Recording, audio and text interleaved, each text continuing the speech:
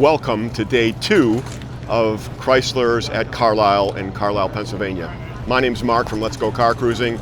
I go to car shows and events and I get the stories, because the stories are where it's at.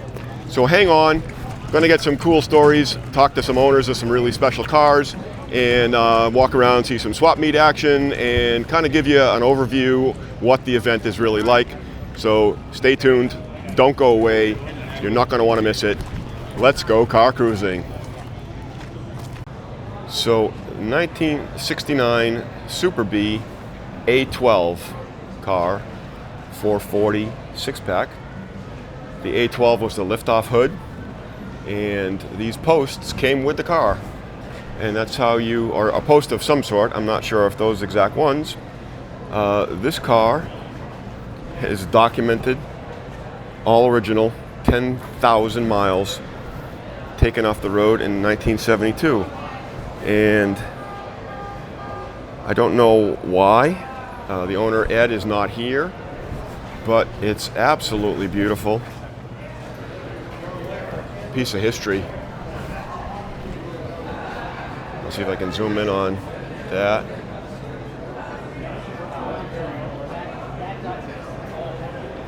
You can read it. And Dodge Super B. Next in line is the Dodge Coronet RT from 1969.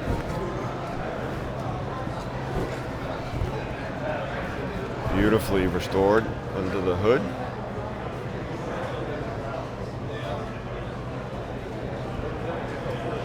And very nice green color. Buckets in the console. Can't see the, appears to be an automatic. Yep, 727 torque flight. Style wheels. Pretty car. 68 Plymouth Barracuda Formula S 340. Stunningly done. Owners had it since 1981, 44 years. Look at those hubcaps. I don't know that I've ever seen them before. They are just beautiful. Let's take a look. Convertible, white interior. Just an absolutely stunning car. Beautifully done. 68 Barracuda. How about a 1969 A100 pickup? And it's, I was going to say curved glass rear window, but there's separate pieces, so there's 3 pieces to the rear window. But imagine that eliminates blind spots. You can see it through there. What a pretty truck. Where do you see these? 69 A100, and it's got the mirrors underneath, is done just as nice. Really cool truck.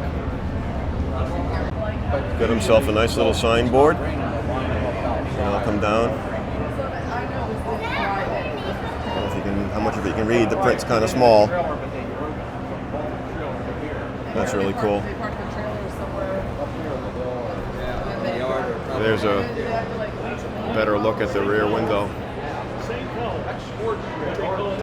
So yeah, it's got a Hemi. 68 Plymouth GTX with a Hemi in it. Isn't that beautiful? Wow. Big elephant motor in it. The stunning thing about this one is the color combination. The, I'll see if I can read what it is. Factory green stripes. And the green vinyl top and green interior. What a beautiful 68 Plymouth GTX with a Hemi in it.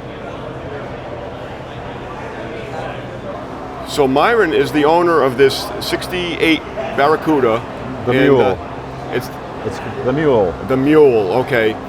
It's a factory car then, right? This is a prototype. Oh, okay.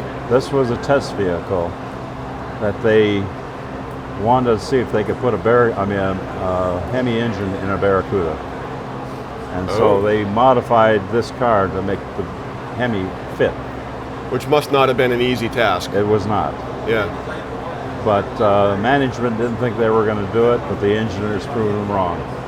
Good for them. They got it in there, and then from this car, they produced 75 Barracudas for sale for racing, and 75 Darts for racing. Ah, okay. And they still have a class today. They race. So, aren't they a little bit too valuable to be racing at this point? or you talk to the guys that race them. I mean, they have got these cars so fixed up. I mean, the paint jobs on them are just fabulous. We were at the Hemi shootout in Indianapolis last summer, and there had to be about 20 cars racing there. Okay. Wow. That was pretty good, and it was the most watched segment on the National Hot Rod Association Fox channel. Awesome. So, how did you come into possession of this fine piece of history? It's a long story. It all ended up because of a Google search. Okay. I was searching for my last name, and Factory Muscle popped up on a website, and I was going through their inventory, and they had a car, Survey Motor Sales. My dad used to race back in the 60s. So I called up the attorney, and 2 weeks later I got a call from his curator, Steve Banker, and he was happy to hear from me. And long story short, it turned out it wasn't one of my dad's cars, but they had it labeled that way in the inventory. And I just struck up a relationship with Steve, and he knew I liked Barracudas.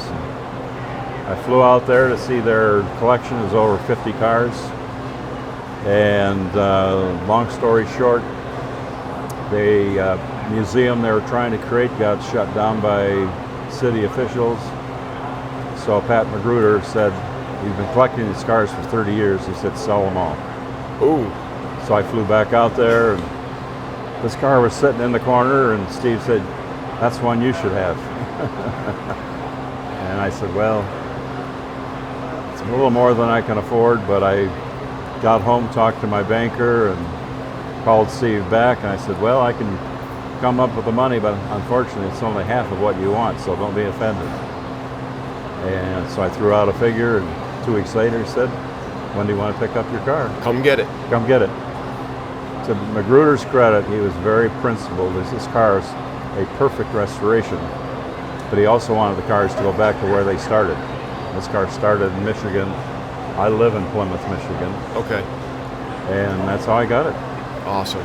Well, that's a great story, Myron. Thank you very much for taking the time to tell it, and thank you for bringing it out to share with people, because it's a piece of history, and people need to see this stuff. Yeah, and that's why I hope that the next buyer is able to show it, either put it in a museum or somebody that has a lot of car shows that they can show it. Right. Because you're right, this is a piece of history. It's more history than car. Too many of them disappear into private collections, never to be seen again. Right. So. And unfortunately, I'm a part of that, but. Right. But it's here. It's here, and we had it out a lot last summer, so it's had a lot of exposure, and now hopefully it can get even more. Awesome. Well, thank you very much, sir. Okay, thank you. Enjoy the rest of your day. How about a 67 GTX with a Hemi in it? Wow. 727 torque flight, white interior. Oh, is that beautiful? Get up at that, look at that. Bucket seats.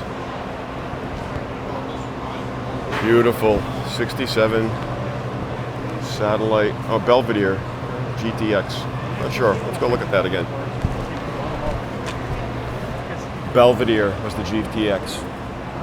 And the Hemi badge. So this one's a little bit custom. 67 Barracuda with a 392 crate Hemi in it. Fits in there. Owner is not available at the moment, but it's black and it's straight and it's really sharp.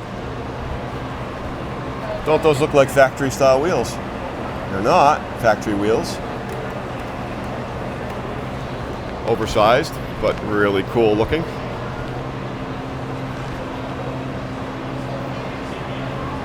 Custom interior, but stock appearing. Beautiful car. 66 Dodge Charger Hemi. Wow. Hemi cars all over. And I like the real Hemi cars. This one's got the blue stripe tires. 1 year only option on just the Hemi cars, I was told. This one's a 426 4-speed. Beige interior. Very, very sharp car. And I think this is the color that my Aunt Chris had back in the day. Obviously, I think hers was a 318 car. Didn't have a Hemi in it, but I do remember sitting in the car when I was a young child. This one's beautiful. Very, very nice car. So I walked up on this one. I'm like, oh yeah, they put a Hemi in a station wagon. But 65. I'll read that. You get up on it, you can read it. It's a real 65 Hemi car. Got a K, they say it's a K-head Hemi. It was raced back in the day. What a unique car. Where do you see one of those? Still got the window net in it. Wow. Beautiful. So this is kind of up my alley a little bit. 65 Dart GT with a 273. And in 65 you got a 4-barrel. 64 mid-year they added the 273 option to the car, but it was a 2-barrel car. This is not a Dart. This is a Valiant Signet, which is a Canadian car. 65 Chrysler Valiant Signet. Same thing as a Dart GT. I don't know, whatever. It's cool nonetheless. 2-door, hardtop, bucket seat.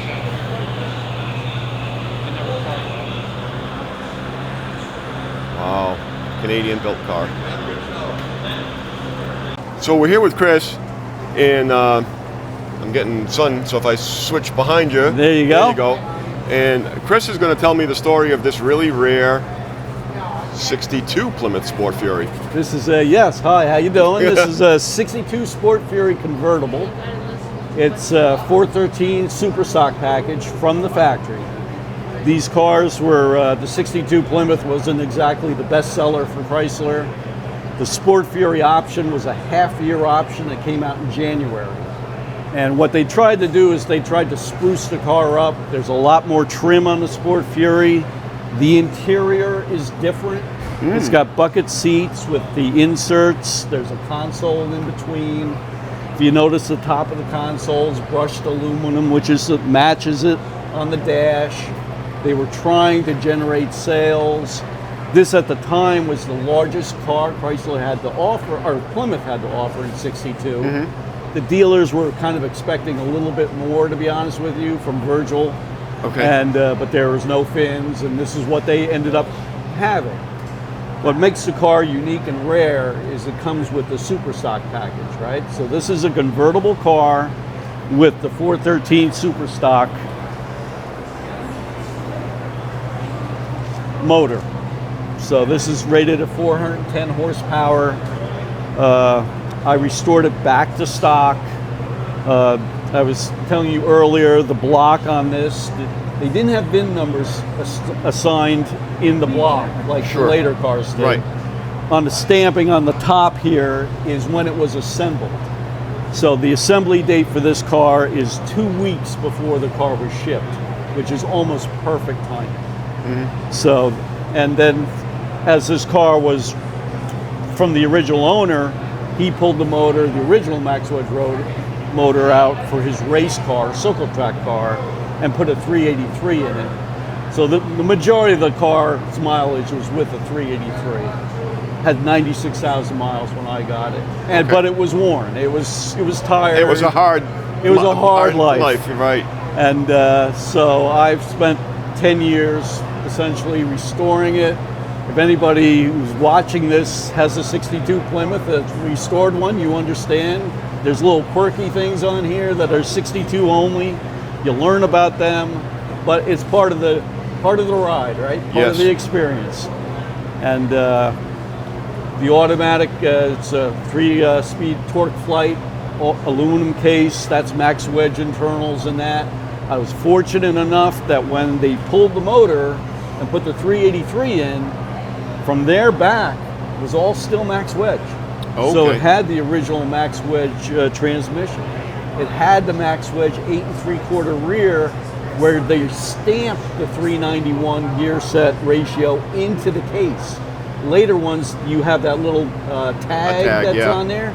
This is actually stamped in the case, 391, it's which real. made me pretty happy that that was done. It's been documented in all the books, Darrell Davis's book. It is the only triple black car that they built in '62 as a convertible, Sport Fury convertible. Wow. There were 13 VIN numbers assigned to them. There's only 2 known to exist. There's a red car with a white top, and then this came out about a year ago. I finished the car up, my friend. And it's like a little community effort, to be honest with you. Oh, absolutely, sure. NOS parts for these are hard to find. Yep. And when you meet other people and they have 62s and they're willing to share stuff because of what the car really is, or what it means to the hobby. That's unbelievable. This is just a beautiful job. It's gorgeous. So it's fresh. Yeah, it's fresh. And like I said, this is like the beginning of the super stock wars, right? Okay. This is the shot across the bow. The 413 max wedge 62, which again, they went into 63 and 64 before the race Hemi came. But this was it, man. This Ford and Chevy guys really didn't know what happened when they started loading these out at the track. They were very, very successful race cars. And that's what makes it cool, that Chrysler would do this, but what their mindset was, since the convertible is a heavier car than a 2-door post, you could go to the NHRA and say, hey, I built so many convertibles. I built a couple station wagons with the 413 max wedge. That way you could race them in that class. Oh. And Chrysler could come out and claim a multiple class winner. All the homologation rules. Right. Awesome. So that's really what it was. Cool. Well, Chris, thank you for taking the time, and congratulations on a beautiful job. Thank you it's very absolutely much. Stunning. Awesome. And I'm just happy it's here. I'm glad I got the chance to talk to you. Thanks again. Nice to meet you. Thank you. So red, white vinyl top, black interior. A lot of different colors going on. They all work together. Really cool. 69 Charger RT SE. Highly optioned. Pretty car. And a 440 Magnum. Very nicely done. So a 69 Roadrunner. Bucket seats and a console.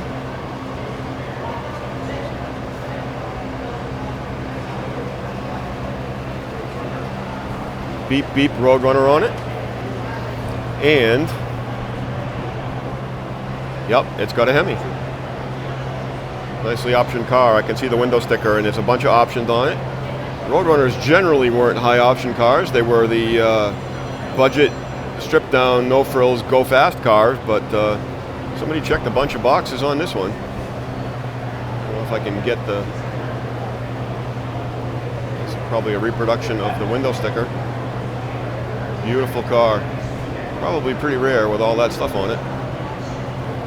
One of the most highly optioned Hemi Roadrunners in existence. Cool. So another Roadrunner, but a 70 in burnt orange. And there is the pistol grip shifter. Probably the coolest 4-speed shifter ever made. Gotta love it. This one's a 70 model. Got the air grabber hood, 4-speed.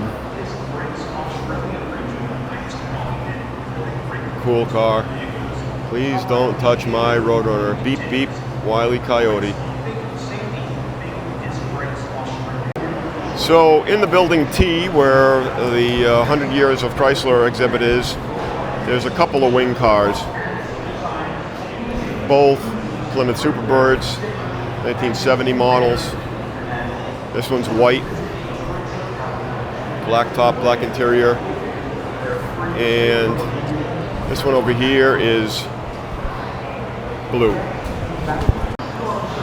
They called it Corporation Blue, but everybody knew it as Petty Blue. What a superb piece of history. Again, another homologation car. They had to make so many of them to use them on the track. And then when they got too successful, they banned them. Because the wing in the back and the nose in the front and the functional air extracting,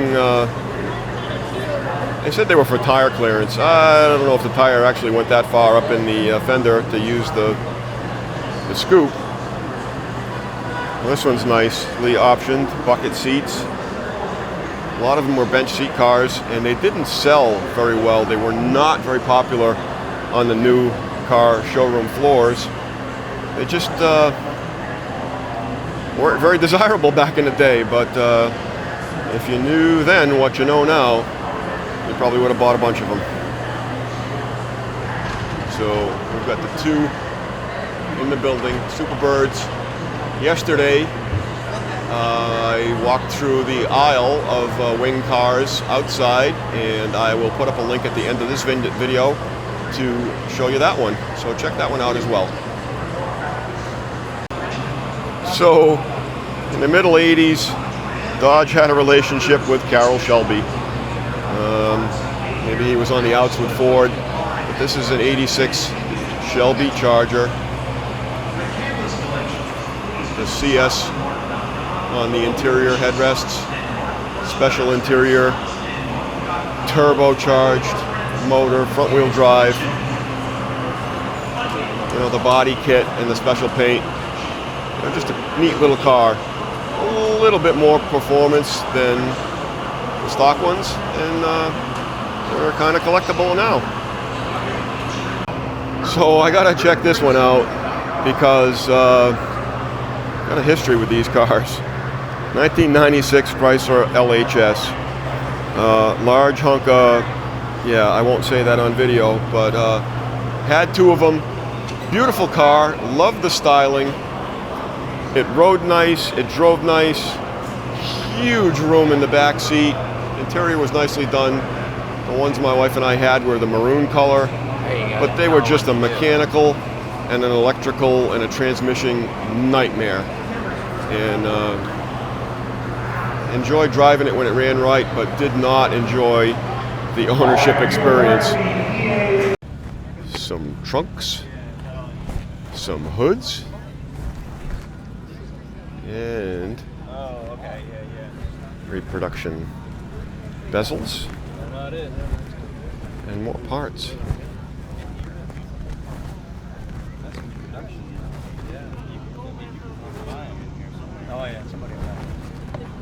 I suppose if you got to find something, it's going to be here.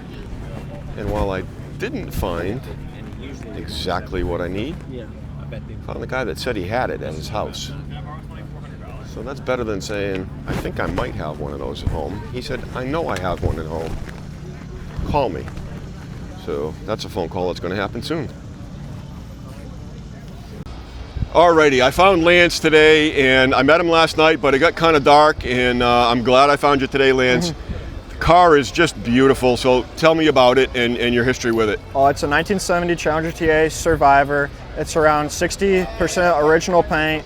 The car was bought brand new by a husband and wife. They walked in the dealership after they got married, decided they wanted matching vehicles. He wanted a 4-speed, she wanted the auto. This one's the auto. They were optioned the exact same. The one is built right after it. We found the car and we're trying to get history on that one and get them reunited together for a picture. Well, that would be cool. Yeah, that would be cool. So yeah, pretty cool story right there. She owned it until 78. We don't know when he sold his. She decided to sell it in 78 because she wanted a new car, and we don't know what new car she bought, but she decided she wanted something new. So a kid around his 20s at the time bought it. He owned it from 78 all the way until 2020. So he owned it the majority of its life. He drove it from 1978 until 85. In 85, the master cylinder locked up, had problems with the brakes, the master cylinder leaking, and just parked it. He didn't want nothing else to do with it at 85, and he decided to go out and get a new car in 1985. So he just parked in his garage under a car cover, and there it sat all the way from 85 until 2020. That's when our buddy who paints our cars found it, and his dad ended up buying it, and we already said, if you ever want to sell it, let us know. He got it all mechanically running and driving. We then bought it from him in 2021, and we've owned it since. We've put around 3,000 miles on it in the 4 years that we've owned it. We drive it everywhere. We'll do 20-foot burnouts in it. My dad drifts it. My dad will do donuts in it. So he drives it all the time. We've done some little motor work. We blew the head gaskets, so it has new head gaskets, but the motor's never been pulled out of it. It has 83,000 original miles. And it's a very rare car with the Hemi orange with wide interior. It's one of only around a dozen of them like that. Cool. Well, as I said before we started, I'm excited to see youth involved in the hobby because there's a lot of guys that complain, oh, the kids don't want anything to do with this old stuff, and that's not right. Yep. So I'm glad. So promote it to your friends. Oh, I will. And get more. We as a hobby have to do better, but we're getting there. We're getting bigger, yep. We're getting there. Cool. Well, Lance, thank you for taking the time to tell me about the car. Enjoy the heck out of it, and every once in a while, drive it like you stole it. We will. All right, Thank you. Be good. And I didn't race this car. Factory 65 A990. Wow. I was sitting in my garage. Take a look at that. Isn't it beautiful? And a piece of history. So cool to see this stuff here. I'm gonna take a walk around the side. The California Flash. Wow. Cage. And that's what it looked like inside. What a really cool car. So I'm not sure if I've been through this tent or not, but these are the A990 cars.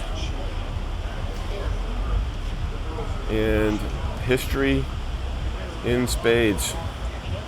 They are absolutely huge. What a massive engine. Wow.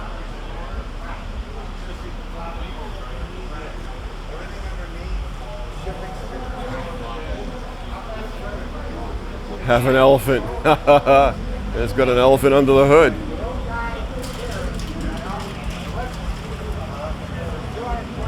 Well, these are restored back to stock. I can imagine they lived a very hard life back in the day.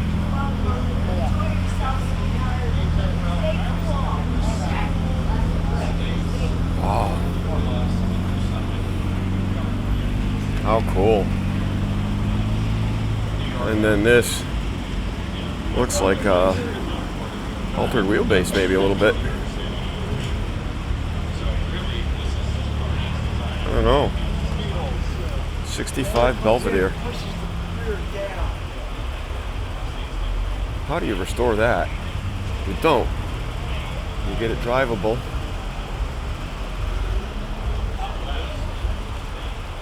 Well, you put floors in it to begin with. And you drive it like it is. Wow, that's something, huh?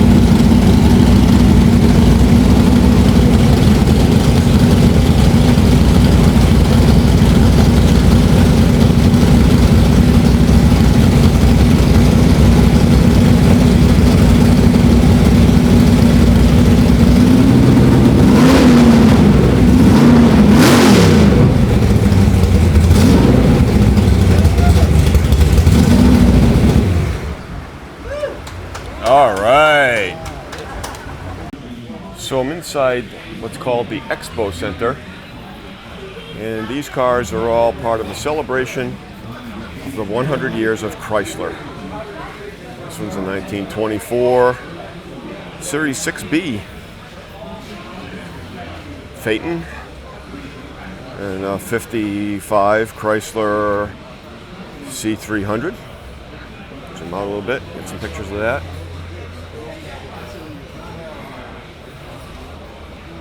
And I'm going to run the corner here. We have a couple of turbine cars, 63 Chrysler.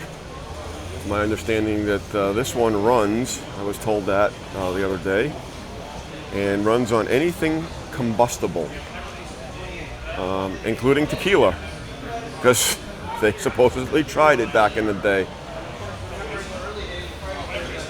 And this one up front does not run. It's one of 9 that are known, that are left and documented to exist out of the original 55 produced. Wow.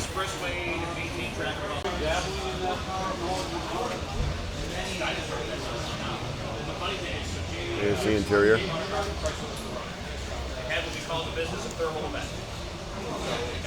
So in 1995, this is the Chrysler Atlantic. Grant, you gotta see this. Show car, prototype, I don't know, it's all a handful. experimental.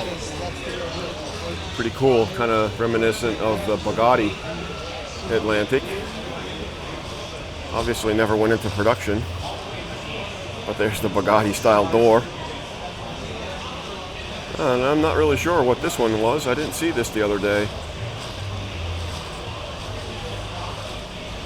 2024 Chrysler Halcyon concept car. Looks pretty stylish. Let's see what it's all about here.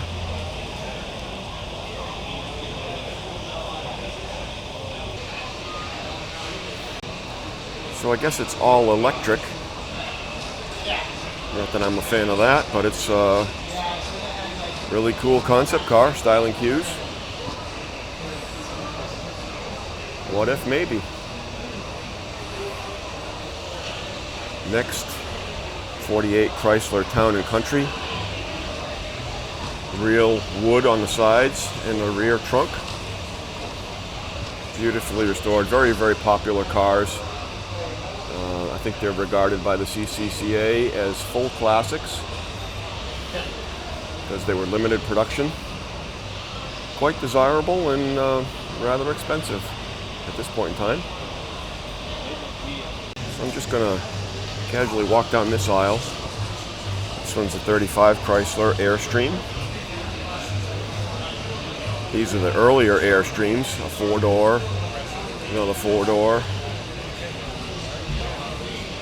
Imperial Airflow, 36, a 2-door, and I'm just gonna keep walking. And here is, this is an apple. What a pretty car. Chrysler winged mascot.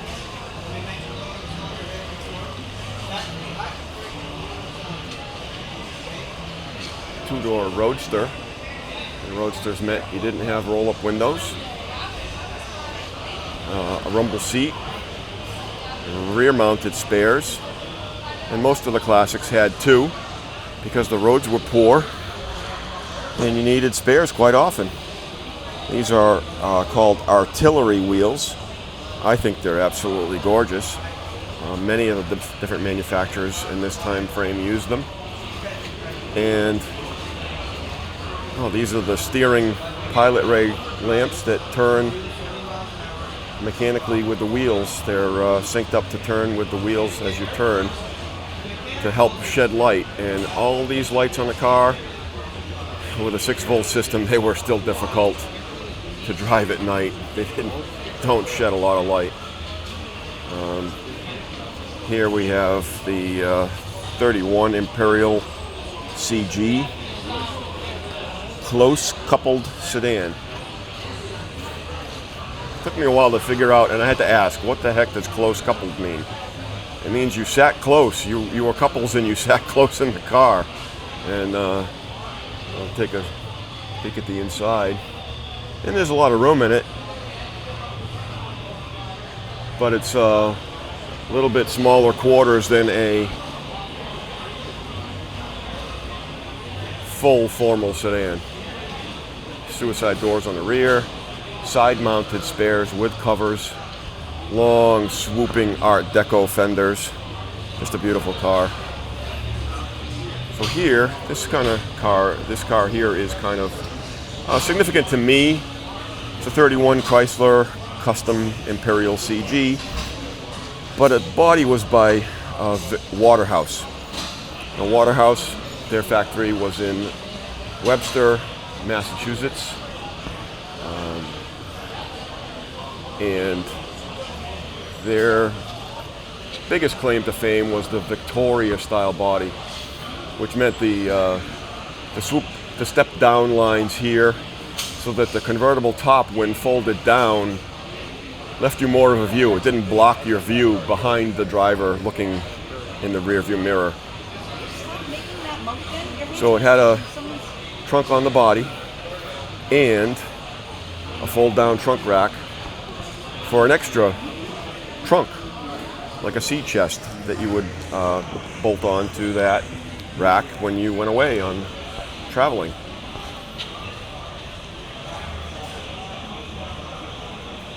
The Waterhouse factory became the Ethan Allen Furniture Factory, and my mother worked at that factory until she retired when it closed.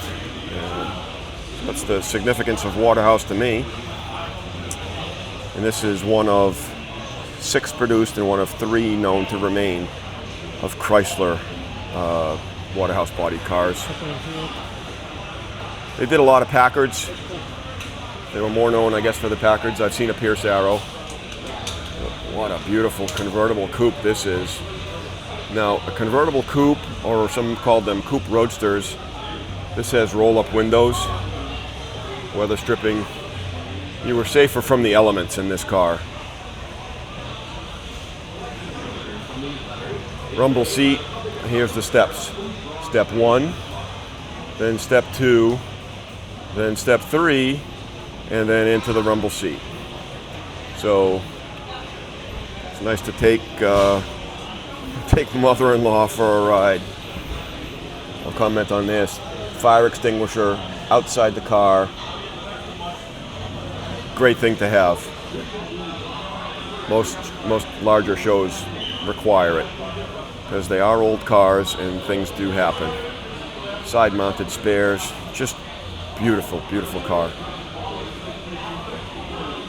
33 Imperial CL Roadster. Well, they're calling it a Roadster, but okay. One of 6 known to exist. Former Pebble Beach car. Wow. So I'm going to stop and take a little bit of a look at this one. 37 Chrysler Imperial C15 LeBaron bodied town car. One of 1, 7-passenger limousine, custom built by LeBaron for Walter P. Chrysler as a gift to his wife. Wow. There is history on display. What a stunning, stunning car. Beautiful restoration. Here's the holes or the mounts for the, maybe this roof part here slides forward. The driver wasn't always open to the weather, and the roll down divider window in the large passenger compartment with the fold down trays. But what a stunning car. Black and beautiful. Restoration quality is just top notch on this car too. Wow. So I'm going to try to walk a little bit faster. Town and Country wagon. Again, real wood on the sides. What a chore, massive undertaking to restore one of those. Wow. And here's some more Chryslers. Again, I'm just gonna kind of walk down. This one caught my eye. Just a New Yorker. The blue color is just absolutely beautiful. I'm kind of partial to blue, and this one kind of caught my eye as being exceptional.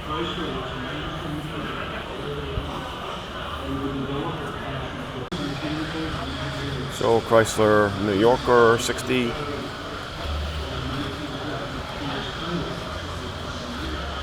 Model B70. Don't know exactly what year. And another Roadster, rumble seat Roadster. And a Plymouth, 39 Plymouth.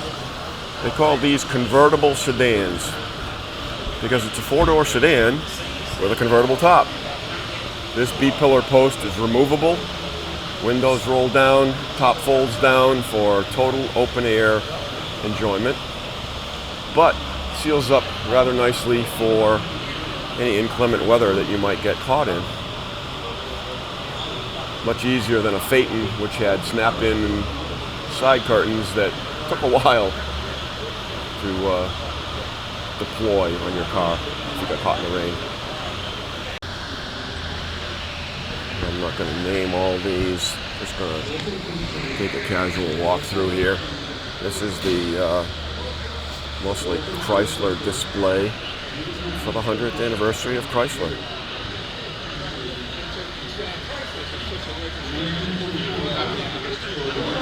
'59 Plymouth. Wow.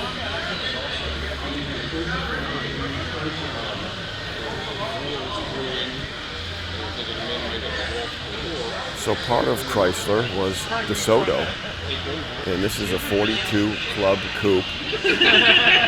Pretty stylish. Imagine polishing that chrome. Wow. And hideaway headlights. Just really, really stylish to itself.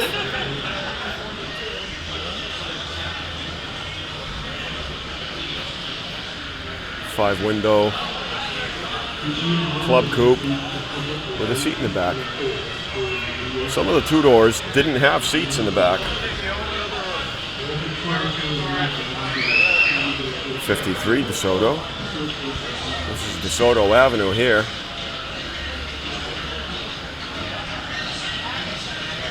This is a DeSoto, 57 DeSoto convertible. Look at that. And thank them for the LED light to highlight their engine compartment. 57 Adventurer convertible. And it's got the record player playing. And I hope it's not too loud and Elvis doesn't get me a copyright claim. But there it is. So the final row. Another 60 DeSoto Adventurer two-door hardtop. Look at the dash. Can you imagine? That was styling back in the day. Wow.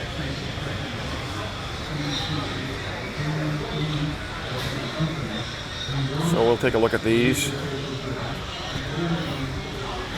and we'll call it a day.